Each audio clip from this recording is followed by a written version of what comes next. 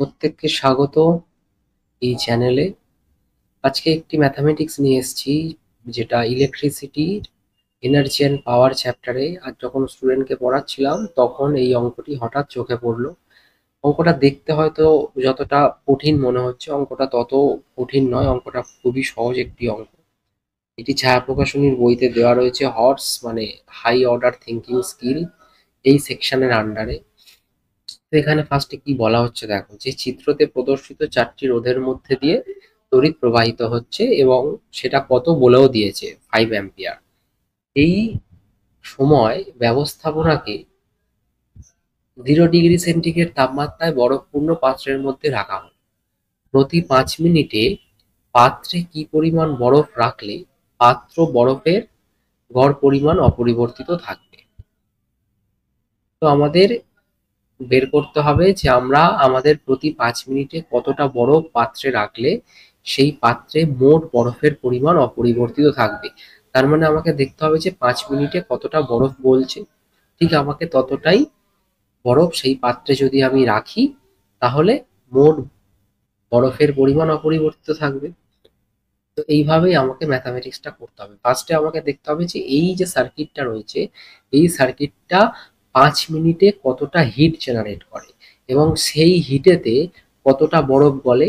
যতটা 5 মিনিটে বরফ গলবে ঠিক ততটাই আমি যদি পাত্রে রাখি, তাহলে বরফের গড় পরিমাণ অপরিবর্তিত থাকবে। তো এইভাবেই আমরা এই ম্যাথামেটিক্সটাকে করব। তাহলে দেখো, ফার্স্টে আমরা যদি দেখি যে এই সার্কিটটা নাও, এই ফার্স্ট এই সার্কিটটায় আমরা দেখে নিই যে কতটা হিট জেনারেট করছে। তো এই আমরা যদি এই কম্বিনেশনটা দেখি, এই 5 ওহম অ্যান্ড 10 ওহম, তাহলে এইখানকার যে ইকুইভ্যালেন্ট যে রেজিস্ট্যান্সটা আমি পাবো, সেইটা হচ্ছে 5 × 10 ডিভাইডেড বাই 15। আর এটাও দেখো সেম, এটাও সেমই পাবো। তো এইটা হয় 3.33 ওহম, এটাও আমি পাবো 3.33 ওহম। তো এখন দেখো, এই দুটো 3.33 ওহম, এই দুটো এখন সিরিজে রয়েছে। তাহলে ইকুইভ্যালেন্ট রেজিস্ট্যান্স আমি যদি লিখি অ্যাজ আর, তাহলে এটা হয়ে গেল 6.66 ওহম।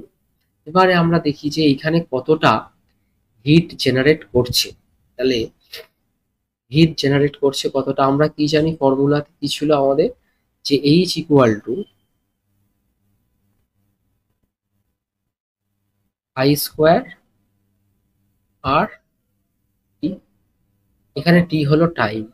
তাহলে দেখো, আই স্কোয়ার মানে হচ্ছে 25, আর মানে 6.66, আর টি মানে, টিটাকে নিচে লিখছি, টি মানে হলো 5 মিনিট, তার মানে 5 × 60। তো এত জুল আমি হিট পাচ্ছি 5 মিনিটে। এবার আমাকে দেখতে হবে যে এত জুল হিট কতটুকু বরফকে গলিয়ে দিতে পারে। এই জিনিসটা এই ম্যাথামেটিক্সে দেওয়া হয়নি, যে বরফ যখন গলছে, বরফ যখন মেল্ট হচ্ছে, তখন তার লিন তাপ বা ল্যাটেন্ট হিট কতটা। এবং আমি প্রত্যেককে একটি অ্যাডভাইস দেবো, তোমরা বাংলায় যে ফিজিক্স পড়ছো, যারা বাংলা মিডিয়ামের স্টুডেন্ট, বাংলায় ফিজিক্স পড়ছো পড়ো, মিডিয়ামটা বেঙ্গলি হোক, কিন্তু টার্মগুলো প্রত্যেকটা টার্ম সবসময় ইংলিশে পড়ে রাখবে। লিন তাপ, ল্যাটেন্ট হিট, রেজিস্ট্যান্স, রোধ, এই রকম যে টার্মগুলো রয়েছে, এই টার্মগুলো প্রত্যেকে পড়ে রাখবে। তাতে তোমাদের পরবর্তীকালে যখন তোমরা পরবর্তীকালে ধরো ফিজিক্স অনার্স পড়ো, ইঞ্জিনিয়ারিং পড়ো, মেডিকেল পড়ো, যা খুশি পড়ো না কেন, সেখানে কোনো রকম বাংলা খুব একটা ইউজ হয় না। এখনো পর্যন্ত দেশে এইরকমই শিক্ষা ব্যবস্থা চলে আসছে, তো বাংলা আমরা ইউজ খুব একটা করিও না যখন হায়ার স্টাডিজে যাবে। সুতরাং তখন যাতে অসুবিধা না হয়, সেই জন্যে প্রত্যেকটা ইংলিশ টার্মের, সরি, প্রত্যেকটা বেঙ্গলি টার্মের ইংলিশগুলো জেনে রাখবে। আচ্ছা, তাহলে আমরা কি জানি যে বরফকে গলানোর জন্য ল্যাটেন্ট হিট আমাদের কত লাগছে। আমরা যদি এটাকে এল দিয়ে ডিফাইন করি, 1 গ্রাম বরফের জন্য ল্যাটেন্ট হিট লাগে 80 ক্যালোরি। 80 ক্যালোরি ল্যাটেন্ট হিট লাগে।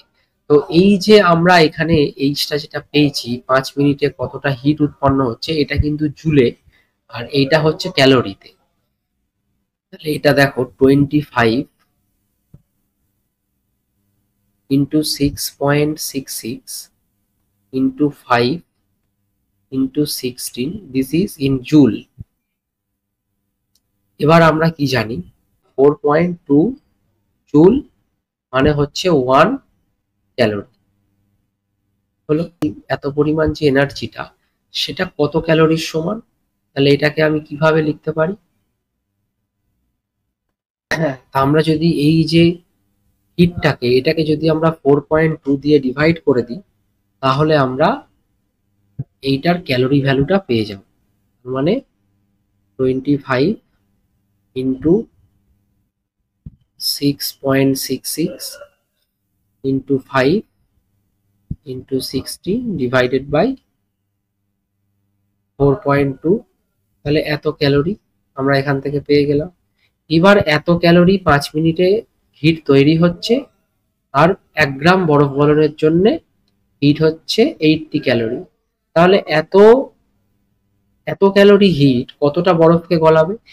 এই যে সংখ্যাটাকে, এটাকে যদি আমি 80 দিয়ে ডিভাইড করে দিই, তাহলেই আমি ওখান থেকে বরফের কতটা বরফ গলবে আমরা সেইটা সেখান থেকে পেয়ে যাব। তাহলে বরফের পরিমাণ দেখো, আমরা যদি লিখি যে amount of ice,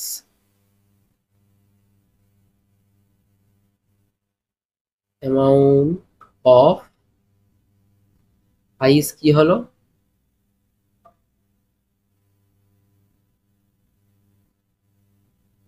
25 into 6.6 into 5 into 60 divided by 4.2 again divided by 8। এটাই হয়ে যাবে আমাদের অ্যামাউন্ট অফ আইস, যে পরিমাণ আইস 5 মিনিটে গলে যাবে।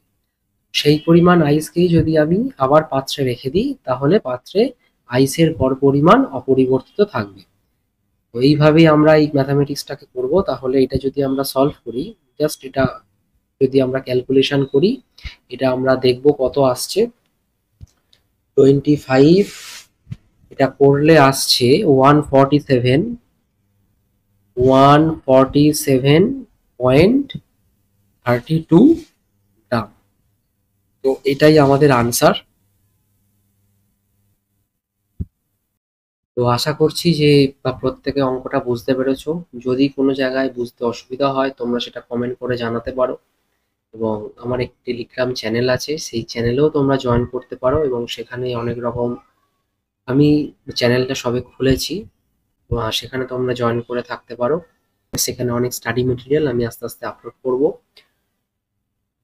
যারা জয়েন্ট এন্ট্রান্স দেবে, যারা নিট দেবে, যারা জেই অ্যাডভান্স মেন দেবে, এবং যারা ওয়েস্ট বেঙ্গল বোর্ডে সায়েন্স নিয়ে পড়ছো, যাদের ফিজিক্সটা রয়েছে অ্যাজ এ সাবজেক্ট, তাদেরকে প্রত্যেককেই বলবো ওই চ্যানেলটা জয়েন করো, প্লাস ইউটিউবটা ফলো করো।